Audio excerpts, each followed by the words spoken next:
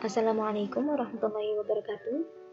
Halo semuanya, video ini dibuat untuk memenuhi tugas mata kuliah modifikasi perilaku yang diampu oleh Bu Riana Bagas Korwati. Sebelum itu, perkenalkan, nama saya Fadila Ulfa dengan NIM 11026199097. Pengertian modifikasi perilaku. Menurut Wolff, modifikasi perilaku merupakan penerapan prinsip-prinsip belajar yang telah teruji secara eksperimental untuk mengubah perilaku yang tidak adaptif dengan melemahkan atau menghilangkannya dari perilaku adaptif yang ditimbulkan atau dikukuhkan. Di sini ada beberapa teori yang mendasari modifikasi perilaku. Teori yang pertama yaitu conditioning response theory. Teori yang kedua yaitu operant conditioning. Dan teori yang ketiga yaitu teori modeling. Nah, kita mulai dari teori yang pertama, yaitu conditioning response theory. Merupakan sebuah proses di mana suatu stimulus atau rangsangan yang pada mulanya tidak memunculkan respon tertentu, kemudian diasosiasikan dengan stimulus kedua yang dapat memunculkan respon tertentu yang diharapkan. Conditioning response theory ini memiliki dua tipe stimulus dan dua tipe respon, yaitu pada stimulus terdapat unconditioned stimulus dan conditioned stimulus. Kemudian pada respon terdapat unconditioned response dan conditioned response. Selanjutnya saya akan membahas mengenai implementasi conditioning response theory. Jadi perilaku yang mau saya modifikasi di sini yaitu melatih kemandirian berjalan pada anak hambatan intelektual di sekolah. Di sini ada tahapan-tahapan dari implementasi conditioning response theory. Tahapan yang pertama yaitu masuk kelas.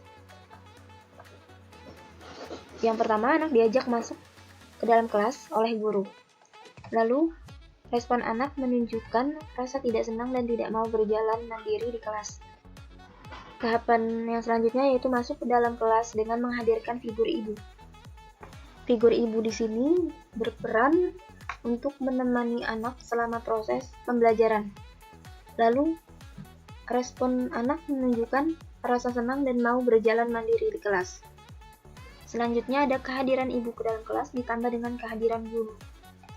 Lalu, respon anak menunjukkan rasa senang dan mau berjalan mandiri di kelas. Kemudian, tahapan berikutnya kehadiran guru ke dalam kelas. Jadi pada tahap ini, figur ibu sudah ditiadakan ke dalam kelas, hanya kehadiran guru saja dan anak di dalam kelas. Lalu, respon yang ditunjukkan anak yaitu rasa senang dan mau berjalan mandiri di kelas. Kita lanjut ke teori berikutnya, yaitu teori operant conditioning. Merupakan teori belajar yang berusaha menjabarkan pembelajaran atau perubahan perilaku dengan fokus kepada konsekuensi perilaku tertentu yang dilakukan oleh seorang individu, menurut Skinner dalam Creatio 2011. Artinya, operant conditioning merupakan salah satu metode pembelajaran yang menghubungkan antara pembelajaran pada perilaku dan konsekuensi yang didapatkan siswa dengan memberikan suatu penghargaan atau reward, ataupun bisa memberikan suatu hukuman atau punishment. Konsekuensi yang berlaku di sini dapat berupa yang pertama, memberikan sebuah reward untuk menguatkan sebuah respon yang diharapkan. Kemudian yang kedua, memberikan sebuah hukuman untuk mengurangi perilaku yang tidak diinginkan. Dan yang ketiga, menggunakan token sebagai nilai tukar perilaku yang ingin dikuatkan. Kemudian ada implementasi operant conditioning. Jadi permasalahan di sini yaitu membuang sampah sembarangan pada anak hambatan intelektual. Perilaku yang mau saya modifikasi di sini diharapkan nanti anak hambatan intelektual ini dapat membuang sampah pada tempatnya. Selanjutnya masuk ke dalam penerapan dari teori operant conditioning. Ya, jadi yang pertama di sini ketika anak selesai memakan snack, biasanya anak membuang sampah snack tersebut di sembarang tempat. Kemudian, guru memberikan reinforcement negatif berupa teguran pada anak. Kemudian, Hasil dari reinforcement negatif tersebut, atau disebut juga dengan respon, maka anak akan mengambil sampah tersebut kemudian dibuang ke dalam tempat sampah. Nah, agar masalah tidak terulang kembali, maka guru memberikan penguatan positif seperti memuji atau memberikan hadiah kepada anak. Dan hasil akhir yang diharapkan, anak akan terbiasa membuang sampah pada tempatnya.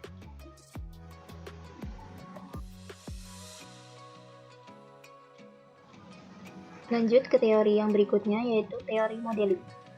Modeling artinya meniru, dengan kata lain modeling juga merupakan proses pembelajaran dengan melihat dan memperhatikan perilaku orang lain kemudian mencontohkannya. Selanjutnya ada jenis-jenis peniruan. Peniruan yang pertama yaitu peniruan langsung. Ciri khas pembelajaran ini adalah adanya modeling, yaitu suatu fase di mana seseorang memodelkan atau mencontohkan sesuatu melalui demonstrasi bagaimana suatu keterampilan itu dilakukan. Contohnya, meniru gaya penyanyi yang disukai. Dan yang kedua, ada peniruan tak langsung, melalui imajinasi atau perhatian secara tidak langsung. Contohnya, meniru watak yang dibaca dalam buku, memperhatikan seorang guru mengajarkan rekannya. Peniruan yang ketiga yaitu peniruan gabungan. Peniruan jenis ini adalah dengan cara menggabungkan tingkah laku yang berlainan, yaitu peniruan langsung dan tidak langsung. Contohnya, pelajar meniru gaya gurunya melukis dan cara mewarnai. Yang selanjutnya ada peniruan sesaat atau seketika. Tingkah laku yang ditiru hanya sesuai untuk situasi tertentu saja. Contohnya meniru gaya pakaian di TV tetapi tidak boleh dipakai di sekolah.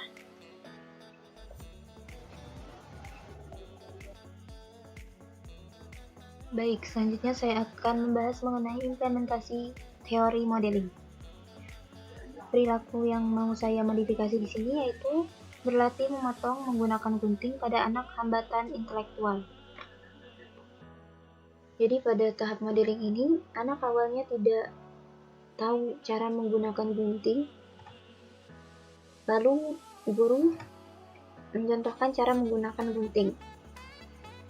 Dan kemudian anak meniru apa yang sudah guru contohkan tersebut.